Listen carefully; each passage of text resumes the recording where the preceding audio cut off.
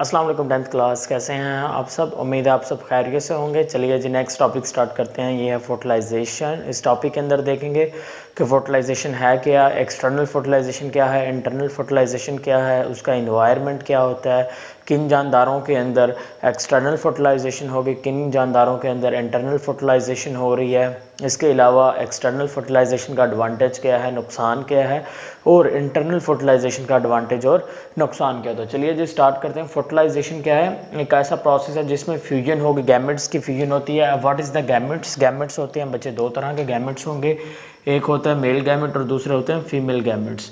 तो यहाँ पे देखिए, एक आगे मेल गैमेट्स, मेल फादर की तरफ से गैमेट्स बनते हैं और दूसरे फीमेल यानी कि मदर की तरफ से गैमेट्स बनेंगे। फादर क्या करेगा? फादर के जो गैमेट्स होंगे वो होगा स्पर्म सेल, और जो मदर की तरफ से गैमेट्स होंगे वो क्या होंगे? एग सेल होंगे। देन क्या होगा? देन फर्टिलाइजेशन होगी, स्पर्म सेल एग सेल के साथ मिलेगा।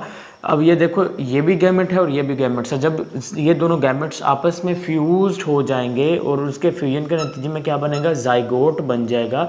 That is a single cell. और ये जो प्रोसेस होगा जिसके अंदर ये सेल, स्पर्म सेल और एग सेल आपस में मिल रहे हैं, इनकी फ्यूजन हो रही है, इस प्रोसेस को हम नाम देंगे फर्टिलाइजेशन का। So fertilization is a process in which the fusion of the sperm and egg cell takes place, or the process in which fusion of the gametes takes place is known as the fertilization. First कौन सी है? External fertilization. देखिए जैसा कि आपको सामने, external fertilisation एक ऐसी फर्टिलाइजेशन जो कहाँ पर होगी?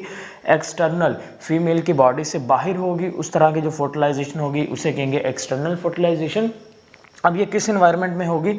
ये इन्वायरमेंट में होगी एक्वेटिक इन्वायरमेंट के अंदर। किस इन्वायरमेंट में होगी? एक्वेटिक इन्वायरमेंट के अंदर, यानी कि वो जानदार जो एक्वेटिक इन्वायरमेंट के अंदर रहते हैं उनमें पॉसिबिलिटी है कि कुछ जानदार ऐसे होंगे जिनके अंदर क्या होगी? एक्सटर्नल फर्टिलाइजेशन होगी।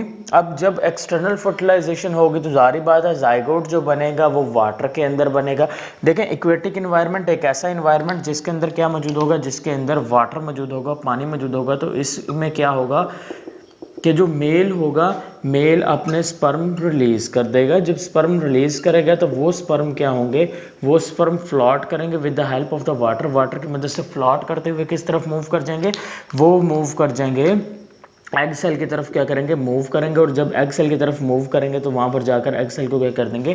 फर्टिलाइज कर देंगे। तो जब वाटर के अंदर यानी कि इक्वेटिक इन्वायरमेंट के अंदर स्पर्म एग सेल को फर्टिलाइज कर देता है तो उस तरह की जो फर्टिलाइजेशन होगी उसे क्या कहेंगे? हम कहेंगे एक्सटर्नल फर्टिलाइजेशन। तो यहाँ पर वो फीमेल की बॉडी के अंदर नहीं बल्कि एक्सटर्नल इन्वायरमेंट, और वो एक्सटर्नल इन्वायरमेंट क्या है? वाटर वहाँ पर हो रही है, और इसलिए मैंने यहाँ पर लिखा है कि इक्वेटिक इन्वायरमेंट के अंदर। तो जाइगोट कहाँ पर बनेगा? वो भी वाटर के अंदर बनेगा। अब जाइगोट से जो ऑफस्प्रिंग ने बनना है उसके जो डेवलपमेंटल स्टेज है वो भी कहाँ पर कंप्लीट होगा? वो भी होगा आउटसाइड द बॉडी, यानी कि इक्वेटिक इन्वायरमेंट के अंदर होगा, आउटसाइड द बॉडी, बॉडी से बाहर ही होगा और इक्वेटिक इन्वायरमेंट के अंदर ही होगा। नेक्स्ट वन देखिए, अब एक्सटर्नल फर्टिलाइजेशन का फ़ायदा क्या होगा? देखिए एक्सटर्नल फर्टिलाइजेशन में मेल और जो फीमेल है, मेल एंड फीमेल, मेल ने स्पर्म सेल रिलीज किया पानी के अंदर और फीमेल ने क्या किया? एग सेल रिलीज कर दिया पानी के अंदर। अब स्पर्म सेल और एग सेल दोनों कहाँ पर मौजूद है? वाटर के अंदर मौजूद है। अब इसका एडवांटेज ये होता है कि क्योंकि दोनों स्पर्म एंड एग सेल दोनों कहाँ पर मौजूद हैं? वाटर के अंदर मौजूद हैं। तो पानी क्या करेगा? पानी स्पर्म और एग सेल को क्या करता है? डेसिकेशन से बचाता है। क्या करे? उसको खुश्क होने से बचाएगा। और यही एडवांटेज है कि एक्सटर्नल फर्टिलाइजेशन के अंदर जो स्पर्म सेल और एग सेल है उन्हें पानी इजीली अवेलेबल होगा, वो डेसिकेशन से सेव हो जाएंगे। यानी कि वाटर इज या H2O is easily available, that prevents, जो बचाएगा किस चीज से? फ्रॉम डेसिकेशन, जो इसको खुश्क होने से क्या कर देगा?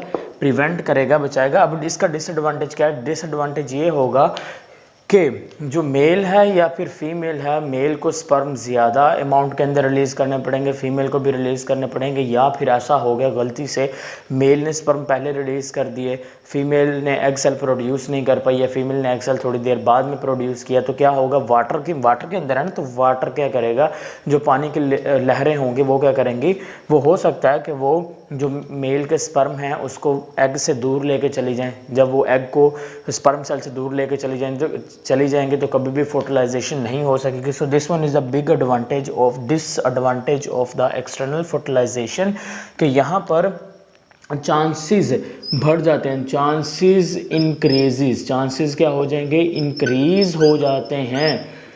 किस चीज़ के चांस इंक्रीज हो जाते हैं, टू मूवमेंट ऑफ, किस चीज़ की मूवमेंट के, movement of sperm cell away from, sperm किसके दूर, अवे फ्रॉम एग सेल, यानी कि जो स्पर्म सेल होता है उसके चांसेस बढ़ जाएंगे कि वो एग सेल से दूर चला जाए, हो सकता है कि दूर चला जाए क्योंकि पानी की लहरें उसे लेके जा सकती हैं। ठीक है, नेक्स्ट वन इज़ द, इसकी एग्जांपल क्या होगी, इसकी एग्जांपल ये किस किस के अंदर हो रही है, ये मोस्टली होती है बच्चे फिशेस के अंदर हो रही है, फिशेस के अंदर या फिर आप रेप्टाइल्स भी कह सकते हैं, उनके अंदर ऑलवेज जो फर्टिलाइजेशन है वो कौन सी है, एक्सटर्नल है, यानी कि आउटसाइड द बॉडी हो रही है। अब बात करते हैं इंटरनल फर्टिलाइजेशन। इंटरनल फर्टिलाइजेशन क्या होगा, it occurs inside the body, female की बॉडी के अंदर होगी। अब इन्वायरमेंट यहाँ पे कौन सा है, यहाँ पर ये उन जानदारों के अंदर होगी जो इन्वायरमेंट, किस इन्वायरमेंट में प्रेजेंट है, जो टेरेस्ट्रियल इन्वायरमेंट के अंदर मौजूद हैं,